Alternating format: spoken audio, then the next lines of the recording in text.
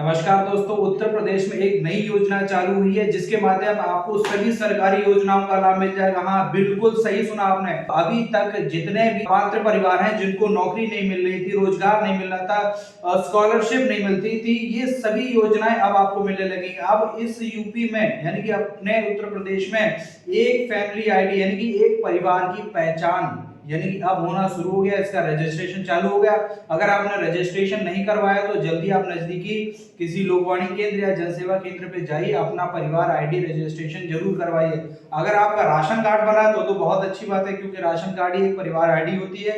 तो सरकार ने उन परिवारों के लिए लॉन्च किया है जिनके पास राशन कार्ड नहीं है, और सरकार एक नारा भी रहा है कि यानी कि एक परिवार एक नौकरी हम देंगे। तो उस योजना का शुभारंभ आज 2023 में चालू हो गया, यानी कि हर परिवार को एक नौकरी और सभी सरकारी योजनाएं जो मिल रही थी वो मिलेंगी। कौन कौन सी योजनाएं इसके अंतर्गत आती और क्या क्या लाभ मिलता है, आप पूरा वीडियो देखिएगा, आपको पूरा समझ में आएगा कौन कौन सा लाभ है और क्या क्या इसके फायदे हैं। तो सबसे पहला फायदा ये है कि मान लीजिए आपका परिवार किसी सरकारी योजना के तहत आता है, लेकिन आपके जो प्रधान है, पार्षद है या फिर और भी जो अधिकारी हैं जो योजना का लाभ आप तक नहीं पहुंचने दे रहे हैं, अब आप डायरेक्ट जुड़ सकते हैं सरकार से। यानी कि एक फैमिली आईडी आपकी जनरेट कर दी जाएगी। उस आईडी के तहत आपके परिवार में कितने लोगों को नौकरी मिली है, कौन सी योजना का लाभ मिल रहा है या नहीं मिल रहा है, ये अगर आप पात्र हैं तो आपको उस योजना का लाभ मिलेगा। देखते हैं कौन कौन सी योजनाएं हैं जिसमें इसका लाभ मिलेगा और कौन कौन से फायदे हैं। तो चलिए बढ़ते हैं आगे। तो इस योजना के तहत राज्य के जितने भी परिवार हैं सभी परिवार को एक नौकरी देने का वादा सरकार ने किया है। अभी आपने देखा है कि G20 तहत हमारे यहाँ पे लखनऊ में, यूपी में इन्वेस्टर समिट हो रहा है। उसके तहत ना जाने कितनी नौकरियां, हजारों नौकरियां परिवारों को दी जाएंगी, यूपी में दी जाएंगी। तो इस फैमिली आईडी के तहत सभी को चिन्हित किया जाएगा। जो भी कुशल व्यक्ति होंगे जिनको यानी एक विशिष्ट क्षेत्र में नॉलेज है, जो योग्य हैं, उनको चिन्हित किया जाएगा, उनको नौकरी प्रोवाइड की जाएगी इस योजना के तहत। दूसरे अगर हम फायदे की बात करें, उन व्यक्तियों, उन परिवारों को योजनाओं का लाभ मिलेगा जो पात्र हैं लेकिन उन तक सरकारी योजनाएं नहीं पहुंच रही हैं।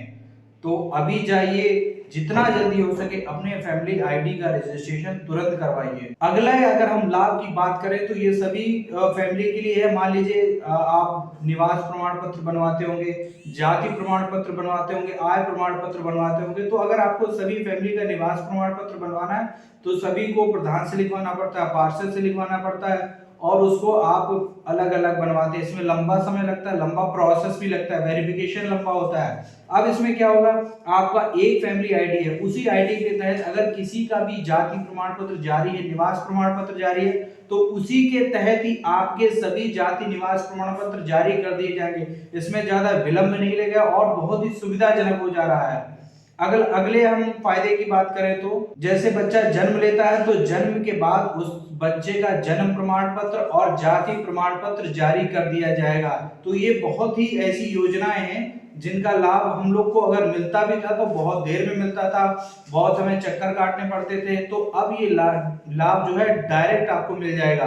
तो डीबीटी के माध्यम से आपको लाभ दिया जाएगा। डीबीटी यानी कि डायरेक्ट बेनिफिट ट्रांसफर। कौन कौन से लाभ हैं, चलिए हम अपने कंप्यूटर के स्क्रीन पे चलते हैं, देखते हैं कौन कौन से लाभ है जो आपको डायरेक्ट मिल सकते हैं। तो आपको स्क्रीन पे दिख रहा होगा, ये यूपी सरकार की एक ऑफिशियल वेबसाइट है। देखिए इसमें लिखा हुआ है फैमिली आईडी, एक परिवार एक पहचान, यानी कि सभी परिवारों को मिलेगी फैमिली आईडी। तो सबसे पहली जो आपको लाभ है या फिर योजना का जो लाभ मिल रहा है वो छात्रवृत्ति यानी कि स्कॉलरशिप। होता क्या है, हमारे परिवारों में मान लीजिए एक परिवार ऐसा है जिसमें सभी बच्चों की स्कॉलरशिप आई है, तो दूसरा परिवार ऐसा है जिसमें एक भी बच्चे की स्कॉलरशिप नहीं आई है। तो जिस फैमिली में अगर स्कॉलरशिप नहीं आए तो उसको स्कॉलरशिप दी जाएगी।